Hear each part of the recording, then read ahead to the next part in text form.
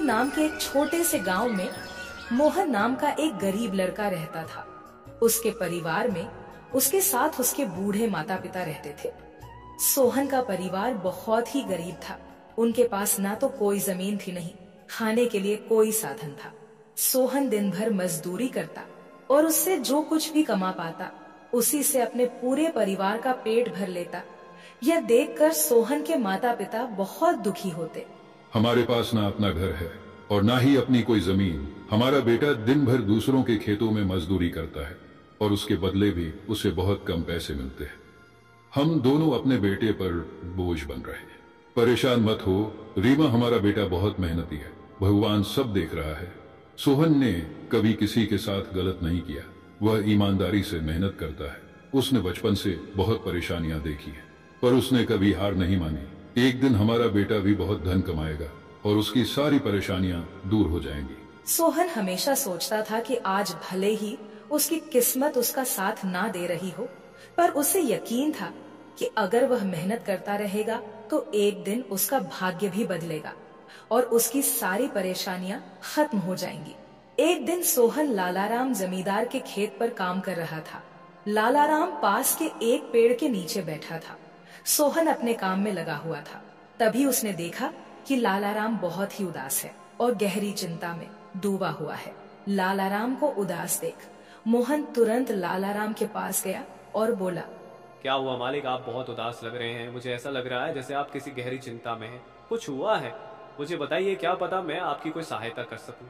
सोहन की बात सुनकर लालाराम को गुस्सा आ गया और वह सोहन से गुस्से में बोला, अरे तू मेरी क्या सहायता करेगा? तू खुद अपनी सहायता कर सकता है क्या? अगर तू किसी की सहायता करने के काबिल होता तो क्या तुझे 2 वक्त के खाने के लिए आज मेरी जमीन पर काम करने की जरूरत पड़ती? चल यहाँ से जा, अपना काम कर और मुझे परेशान मत कर। सेठ जी, ऐसा नहीं है, यह सब वक्त वक्त की बात है। सब किस्मत का खेल है और इंसान को अपनी मेहनत पर विश्वास रखना चाहिए। आज भले ही किस्मत मेरे पक्ष में ना हो, लेकिन अगर मैं ईमानदारी और लगन से मेहनत करता रहूंगा तो किस्मत भी एक दिन मेरी तरफ झुक जाएगी। मेहनत और धैर्य से तकदीर के दरवाजे खुलने में देर हो सकती है, लेकिन मेहनत कभी बेकार नहीं जाती। मोहन की बात सुनकर लालाराम बहुत प्रसन्न हुआ। अरे सोहन, तेरे विचार तो बहुत अच्छे हैं। तेरी बातें सुनकर मन को एक सुकून सा मिला है। इतनी परेशानियों में भी तू अपनी जिंदगी खुश होकर काट रहा है। सेठ जी, यह सब मेरे पिता की सीख है।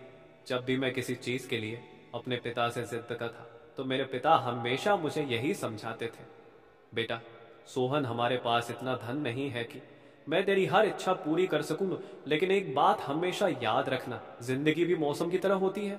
कभी यह धूप की तरह खुशियों से भरी होती है, कभी ठंड की तरह कठिनाइयां लाती है और कभी बारिश की तरह परेशानियां आती है। लेकिन जैसे हर मौसम बीत जाता है वैसे ही जिंदगी के मुश्किल हालात भी गुजर जाते हैं। बस धैर्य और हिम्मत बनाए रखना जरूरी है, क्योंकि एक दिन सब कुछ ठीक हो ही जाता है। अरे वाह, लगता है तेरे पिता बहुत ही नेक इंसान है। किसी दिन मैं भी उनसे जरूर मिलूंगा। मालिक, क्या हुआ है? आप एक बार मुझे साफ साफ बताइए, क्या पता आपकी परेशानी का कोई हल मिल ही जाए। अरे सोहन, मैं एक बहुत बड़ी परेशानी में फंस गया हूँ। मुझे अपनी परेशानी का कोई भी हल नजर नहीं आ रहा है। सेठ जी, एक बार मुझे बताइए तो क्या पता आपकी परेशानी का कोई हल निकल ही जाए। सोहन, हमारे गांव में मेरे पिता की एक पुश्तैनी जमीन थी जो काफी पीढ़ियों से हमारे पास थी। उस पर मेरा और मेरे भाई का हक है, पर हमारे गांव के ही 2 बाप बेटों ने उस पर कब्जा कर लिया है। मैं पुलिस थाने में केस दर्ज कराने की सोच रहा था, लेकिन गांव के बहुत बड़े बड़े लोग उनके साथ हैं। मैं कितनी भी कोशिश कर लूं, लेकिन मैं उन लोगों का कुछ नहीं बिगड़ पाऊंगा। अब तो उन लोगों ने उस जमीन पर खेती भी शुरू कर दी। मेरे पिता की पुश्तैनी जमीन मेरे हाथों से छीनी जा रही है, इसलिए मैं बहुत परेशान हूँ। मुझे समझ नहीं आ रहा मैं अब क्या करूँ। आप सही कह रहे हैं सेठ जी, अगर आप कानून का सहारा लेकर भी अपनी जमीन को वापस लेने की कोशिश करेंगे तो भी आप उनका कुछ नहीं कर पाएंगे। हाँ सोहन, अब तू ही बता मैं अब क्या करूँ। मैं तो सोच सोच कर परेशान हो गया हूँ। मेरी पुश्तैनी जमीन छीनी जा रही है और मैं कुछ भी नहीं कर पा रहा। सोहन ने कुछ देर सोचा और कहा, मालिक, आप चिंता मत कीजिए, हर परेशानी का कोई ना कोई हल जरूर होता है। अगर आप चाहे तो एक तरीका है जिससे आप अपनी जमीन वापस पा सकते हैं। अगर ऐसा कोई तरीका है तो जल्दी बताओ सोहन, वह क्या तरीका है? सोहन ने लाला राम को अपनी सारी तरकीब पूरी तरह समझा दी। तरकीब सुनकर लाला राम मोहन से कहता है, अरे वाह सोहन, तू तो बहुत समझदार है। तूने तो बहुत अच्छी तरकीब बताई है। ऐसे तो मेरी जमीन मुझे जरूर मिल जाएगी। मैं तुझसे वादा करता हूँ, अगर तेरी यह योजना सफल हुई तो मैं अपनी जमीन का एक हिस्सा तेरे नाम कर दूंगा। अरे मालिक, आप ऐसा क्यों कह रहे हैं? आप मेरे मालिक हैं। आपकी वजह से मुझे अपने घर के लिए 2 वक्त का खाना मिल जाता है। आपकी मदद करना तो मेरा फर्ज है। मुझे आपकी जमीन नहीं चाहिए, ठीक है? सोहन, तुम बहुत नेक इंसान हो। कल से तुम इस काम पर लग जाओ। सोहन फिर से खेत में अपने काम पर लग जाता है।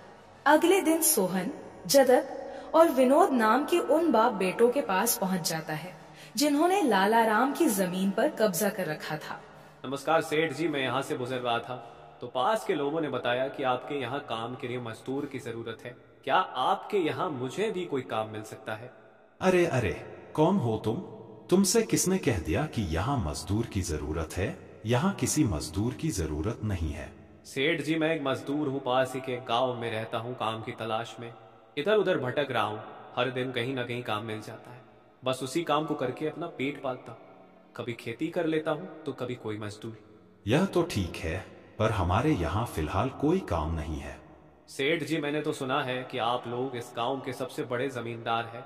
आपके पास बहुत सारी जमीन है, इसलिए आपके यहाँ हमेशा मजदूरों की जरूरत रहती है। इसलिए मुझे लगा कि यहाँ मुझे कोई ना कोई काम जरूर मिल जाएगा।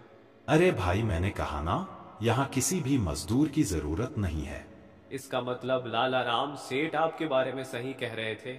लाला राम ने हमारे बारे में क्या कहा? अरे कुछ नहीं सेठ जी, चलिए तो मैं चलता हूँ। सेठ जी, आपके यहाँ तो कोई काम नहीं है, मैं अपने लिए कहीं और कोई काम देख लेता हूँ। सोहन वहाँ से जाने लगता है।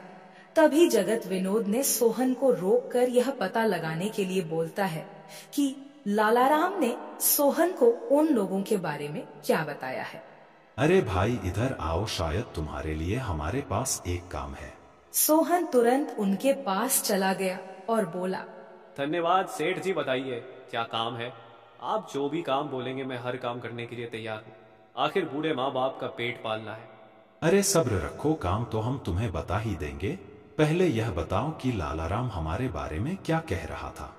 सेठ जी, मैं पहले लाला राम सेठ के यहाँ काम करता था, पर वह बहुत ही कंजूस और बदतमीज आदमी है। मैं उनके यहाँ दिन रात मेहनत करता, पर इतनी मेहनत करने के बाद भी वो मेरी सही मजदूरी नहीं देता था। इस बात पर कल मेरी उससे बहस हो गई थी। फिर क्या हुआ? लाला राम ने हमारे बारे में क्या कहा? जब मेरी सेठ लाला राम से बहस हो रही थी तब उसने ने मुझे कहा कि पूरे गांव में उनसे ज्यादा मजदूरी कोई नहीं दे रहा। तो मैंने गुस्से में कह दिया कि गांव के सबसे बड़े जमींदार जगत सेठ और विनोद सेठ सबसे अच्छी मजदूरी देते हैं, इसलिए उनके यहाँ हमेशा काम करने वालों की भीड़ रहती है। हाँ भाई, बिल्कुल सही कहा था। आखिर हम गांव के सबसे बड़े जमींदार हैं। हमारा फर्ज है कि जो भी मजदूर हमारे यहाँ काम करता है उसे उसकी मेहनत के हिसाब से सही मजदूरी मिले। वाह सेठ जी, आपने बहुत अच्छी बात कही। लाला राम सेठ कभी भी आपकी बराबरी नहीं कर सकता। वह तो शायद आपके जितना भी नहीं सोच सकता। जगत और विनोद सोहन की चापलूसी भरी बातों में आ जाते हैं और उसे अपने यहाँ काम पर रख लेते हैं। चलो अब काम की बात करते हैं। तुम एक अच्छे इंसान लगते हो। हमें अपने खेत पर काम करने के लिए तुम्हारे जैसे ही एक मजदूर की जरूरत है। कल से ही काम पर आ जाना। कुछ दिन ऐसे ही बीत गए। एक दिन जगत अपने बेटे विनोद से बोला, विनोद बेटा, यह सोहन तो बहुत मेहनती है। यह अकेले ही 4 लोगों का काम कर देता है। अच्छा हुआ कि हमने इसे रोक लिया। हाँ पिताजी, आप सही कह रहे हो। सोहन बहुत मेहनती है। इसके जितना काम शायद ही कोई और करता होगा। ये पूरा दिन यहाँ काम पर अकेला लगा रहता है। सोहन की मेहनत ने जगत और विनोद का दिल जीत लिया। कुछ दिन और बीत गए। एक शाम जगत और विनोद अपने खेतों का दौरा कर रहे थे। जब वे अपने खेत पर पहुँचे तो देखा कि सोहन इतने देर तक भी काम कर रहा था। सोहन भाई, अब तो रात होने वाली है, तुम इतनी देर तक काम क्यों कर रहे हो? अब घर जाओ और आराम कर लो। सेठ जी, हमारी किस्मत में आराम कहाँ है? घर पर बूढ़े माँ बाप है। काम नहीं करूंगा तो उनके लिए 2 वक्त का खाना कहाँ से जुटा पाऊंगा? घर पर बैठकर आराम करने से अच्छा है कि मैं काम करूं। इस तरह मेरा मन भी लगा रहता है। तुम बहुत मेहनती हो सोहन, आज का काम यहीं छोड़ दो और घर जाकर आराम करो। नहीं सेठ जी, इसकी कोई जरूरत नहीं है। मैं काम करने में ही खुश हूँ। आप लोग जाइए, मैं ठीक हूँ। ठीक है सोहन, फिर हम जाते हैं। जब तुम्हारा मन करे काम खत्म करके अपने घर चले जाना, ठीक है। इसके बाद जगत और विनोद खेत को सोहन के भरोसे छोड़कर चले गए। अगली सुबह जब विनोद और जगत अपने खेत पर लौटे तो देखा कि वहाँ पुलिस खड़ी है। पुलिस को देखकर दोनों दौड़ते हुए आए और पूछा, क्या हुआ थानेदार साहब, आप यहाँ क्या कर रहे हैं? क्या यह जमीन तुम दोनों की है? हाँ थानेदार साहब, यह जमीन हमारी है, हमारे पास इसके कागजात भी हैं। फिर तो तुम दोनों को ले जाकर जेल में डालना ही पड़ेगा। यह क्या कह रहे हैं थानेदार साहब, हम कुछ समझे नहीं, आप क्या कहना चाह रहे हैं? अभी तुम दोनों बहुत अच्छे से समझ जाओगे। वह देखो तुम्हारी जमीन से क्या निकला है। थानेदार के कहते ही दोनों बाप बेटे जब पलट कर देखते हैं तो वहाँ उनकी जमीन में एक लाश दबी हुई थी जिसमें सिर्फ कंकाल बचा था। यह देखकर दोनों बाप बेटे डर जाते हैं। थानेदार साहब, यह किसकी लाश है और यह हमारे खेत में कहां से आ गई? अब बहाने मत बनाओ, पहले लोगों को मारो फिर उन्हें अपनी जमीन में गाड़ दो और अब कह रहे हो कि यह क्या है? नहीं थानेदार साहब, हमें नहीं पता कि यह सब क्या है। यह लाश यहाँ कैसे आई हमें कुछ नहीं पता। अब झूठ मत बोलो, अगर फांसी नहीं हुई तो कम से कम तुम दोनों को उम्र कैद की सजा तो जरूर मिलेगी। फांसी और उम्र कैद की बात सुनकर दोनों बाप बेटे डर गए और थानेदार के सामने गिड़गिड़ाने लगे। थानेदार साहब, हम इस लाश के बारे में कुछ नहीं जानते। हमें नहीं पता यह लाश किसकी है और इसे यहाँ कौन गाड़ कर चला गया। इस मामले से बचने के लिए दोनों ने कुछ तरकीब सोचनी शुरू की। तभी सोहन वहाँ आ जाता है। अरे सेठ जी, यह पुलिस यहाँ क्यों आई है? क्या हुआ है? सोहन देखो, पता नहीं कहां से हमारी जमीन में यह कंकाल आ गया है। मालिक, यह कंकाल यहाँ कहाँ से आ गया? ये तो बहुत गंभीर बात है। हाँ सोहन, पता नहीं यह कंकाल यहाँ कहां से आया है और थानेदार साहब को लगता है कि इसे हमने यहाँ मारकर गाड़ा है। अब तू ही कोई उपाय सोच जिससे हम इस परेशानी से बच सके। तीनों को आपस में खुसर फसर करते देख थानेदार ने कहा, अब कोई तरकीब मत बनाओ, तुम दोनों बाप बेटों में से कोई एक तो जरूर जेल जाएगा। अब तुम ही तय करो जेल कौन जाएगा। थानेदार साहब, थोड़ा सा समय दीजिए, हम तय कर ले कि जेल कौन जाएगा। मैं बस 5 मिनट देता हूँ, जल्दी से फैसला करो कौन जाएगा जेल। सोहन, जगत और विनोद थोड़ी दूरी पर जाकर बात करने लगे। देखो मालिक, दोनों के फंसने से अच्छा है कि कोई एक फंसे। अब सोचिए कौन जाएगा। हम दोनों में से कोई भी जेल नहीं जाना चाहता। सोहन भाई, कोई उपाय सोचो जिससे हम दोनों इस मुसीबत से बच सके। मालिक, एक बात कहूँ, इस कंकाल को देखकर ऐसा लगता है कि इसे काफी महीने पहले जमीन में दबाया गया होगा। जगत फांसी की बात सुनकर पहले ही डर गया था और सोहन की बात सुनते ही उसने फटाफट पूरी कहानी सोहन को बता दी। देखो सोहन भाई, सच कहूँ तो यह जमीन हमने कुछ महीने पहले ही लालाराम से हड़प ली थी। विनोद की बात सुनकर मोहन ऐसा दिखाने लगा जैसे उसे कुछ पता ही ना हो। क्या क्या कहा मालिक आपने? ये जमीन हड़पी थी, मुझे कुछ समझ नहीं आ रहा, जरा साफ साफ बताइए। जगत ने जमीन हड़पने की पूरी कहानी सोहन को बताई। पूरी कहानी सुनने के बाद सोहन ने कहा, मालिक, मेरे पास एक तरकीब है जिससे सांप भी मर जाएगा और लाठी भी नहीं टूटेगी। जल्दी बताओ सोहन भाई, क्या तरकीब है? तरकीब बताने से पहले मुझे यह बताइए कि आप लोगों के लिए क्या ज्यादा जरूरी है, यह जमीन या आप दोनों की जान? सोहन, इसमें पूछने वाली कौन सी बात है? हमारे लिए जमीन से ज्यादा हमारी जान प्यारी है। तो एक काम कीजिए मालिक, आप सबसे पहले जाकर थाने आर को बताइए कि यह जमीन सेठ लालाराम की है। आप उनसे बोलिए कि हमने तो कुछ महीने पहले ही यह जमीन बस काम करने के लिए उनसे ली थी, बाकी का काम मैं संभाल लूंगा। अरे सोहन, लेकिन इससे तो हमारी जमीन हमसे छिन जाएगी, फिर क्या होगा? नहीं मालिक, शायद आप मेरी तरकीब समझ नहीं पाए। जब आप थानेदार को बताएंगे कि यह जमीन सेठ लालाराम की है तो पुलिस किसे गिरफ्तार करेगी? सेठ लालाराम को। और जब लालाराम जेल चला जाएगा तब आप लोग फिर से जमीन पर कब्जा कर सकते हैं। इससे आप लोग भी जेल जाने से बच जाओगे और जमीन भी आपके ही के पास रहेगी। सोहन की तरकीब सुनकर दोनों बाप बेटे दंग रह गए। वाह सोहन भाई, तुम तो बहुत होशियार हो। आज तक तुमने हमें अपने काम से खुश किया था, अब तुम्हारी बुद्धि हमारी जान भी बचाएगी। इसके बाद तीनों थानेदार के पास गए और मोहन ने जो कुछ कहा था वही बात दोनों बाप बेटे थानेदार से कहने लगे। थानेदार साहब, यह जमीन हमारी नहीं है।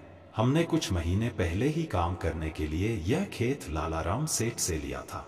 वह जब खुद फंस गए हो तो अब किसी और को फंसाकर अपनी जान बचाना चाहते हो ना? साहब, अगर आपको हमारी बात पर यकीन नहीं हो रहा तो आप सोहन से पूछ लीजिए। वह हमारे साथ बस कुछ दिनों से ही काम कर रहा है। इससे पहले वह सेठ लालाराम के यहाँ काम करता था। बोलो सोहन, यह जमीन किसकी है?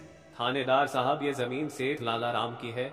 जगत सेठ और विनोद सेठ ने तो बस कुछ समय से इस जमीन पर खेती कराना शुरू किया है। सोहन की बात सुनकर थानेदार ने सोहन से कहा, सेठ लालाराम को बुलाने के लिए कहो। सोहन, तुम एक काम करो, जाओ और सेठ लालाराम को बुलाकर लेकर आओ। सोहन तुरंत जाकर सेठ लालाराम को बुला लेता है, परंतु लालाराम अपने साथ गांव के सरपंच को भी अपने साथ ले आता है। यहाँ क्या हो रहा है? यहाँ इतने लोग क्यों जमा है? देखिए सरपंच जी, इन दोनों की जमीन से एक कंकाल निकला है और अब यह लोग कह रहे हैं कि यह जमीन इनकी नहीं है बल्कि सेठ लालाराम की है। थानेदार ने सरपंच जी को पूरी कहानी सुना दी। अपने आप को फंसा देख जगत ने सरपंच से कहा, नहीं सरपंच जी, यह जमीन हमारी नहीं है। हम यहाँ बस कुछ समय से काम कर रहे हैं। आप हमारे मजदूर मोहन से पूछ लीजिए। हाँ थानेदार साहब, यह जमीन सेठ लालाराम की है। मैं कैसे मान लूं कि यह जमीन लालाराम की है?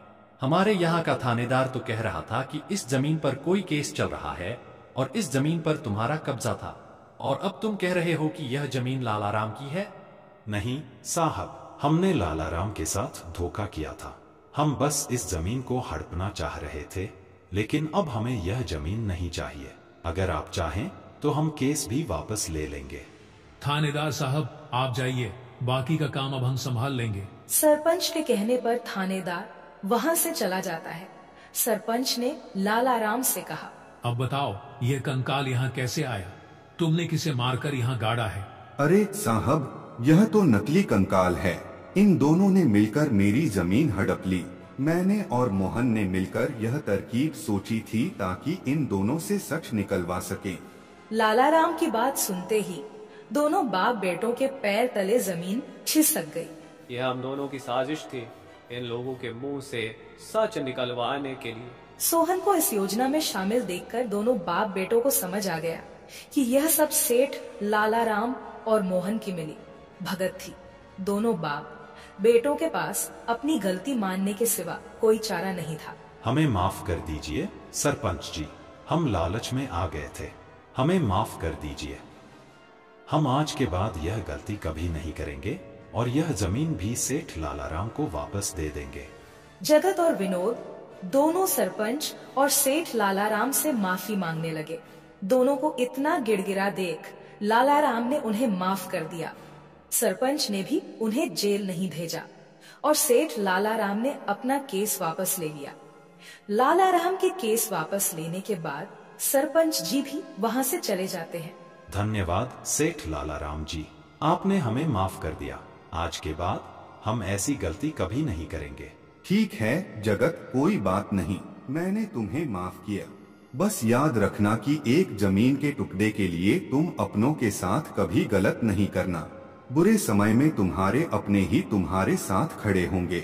जमीन का क्या है, कभी मेरी तो कभी तुम्हारी।